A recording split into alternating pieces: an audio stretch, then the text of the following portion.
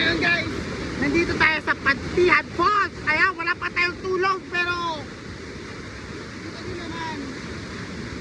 Sulit ang walang tulog.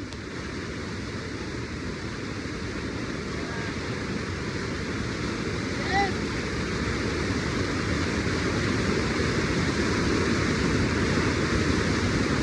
Walang tulog pero sulit. Ano naman oh? Pantihan Falls! Perfect! So mag-isa lang ako pumunta dito guys. Para makapag-isip-isip.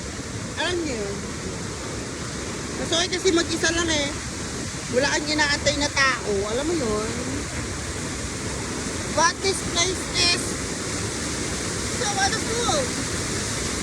Look! Tamahin pa nakapagpantip po guys. Oh my god.